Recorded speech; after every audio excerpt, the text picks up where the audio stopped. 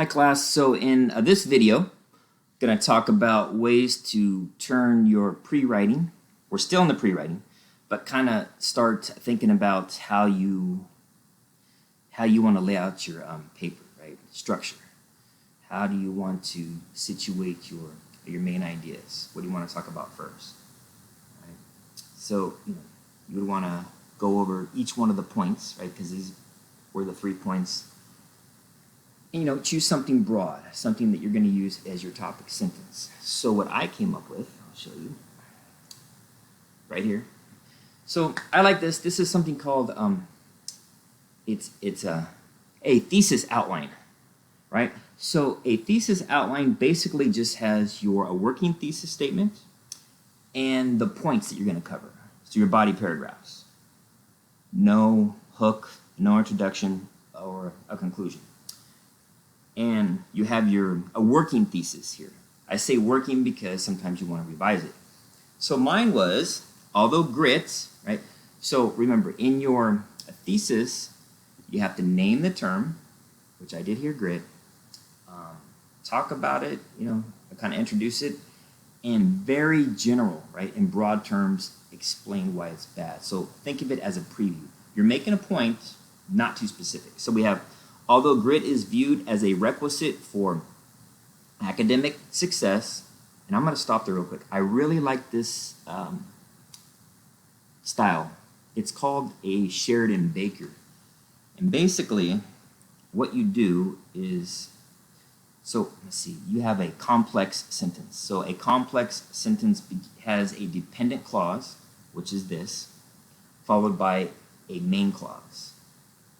So a dependent clause has one of these words in front of it. Words like although, while, because, since.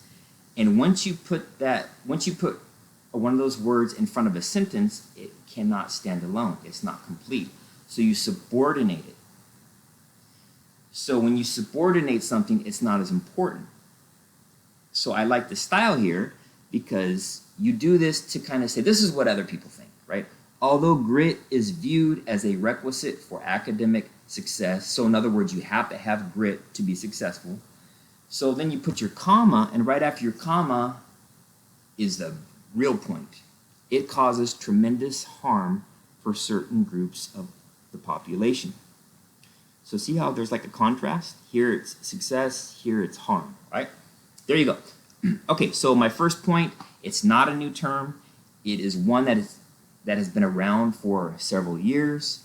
And then what has changed, though, is how widespread the word has become. So you can put your topic sentence here, your working topic sentences, and then think about how you would support that. So I decided, okay, I want to talk about the history. Then I'm going to bring in a Duckworth because she kind of helped blow it up. And then I'm going to explain why it's bad. It's too simple. If you say, I'll just get grit, then you're placing all the responsibility on the students, which seems like a good idea, but I'm going to explain why that's not in a minute. Okay, so point 2. Remember, point 2 was, okay, why is it important for students to not have this mindset, right? Okay, well, my point was that there are gaps, right? There are equity gaps that prevent this idea grit from really being taken seriously.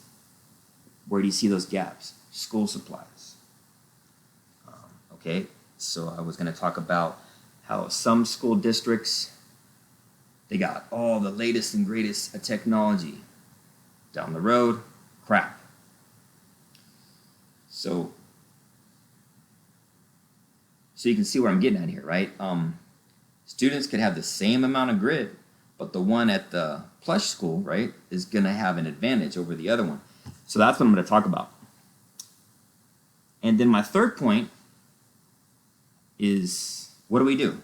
Well, you got to fix those equity gaps, and then I'll talk about that. And I'm going to bring in something from masculinities. I want to talk about the Latino homeboy. And that's it. So in the next video, I'll break down the actual essay.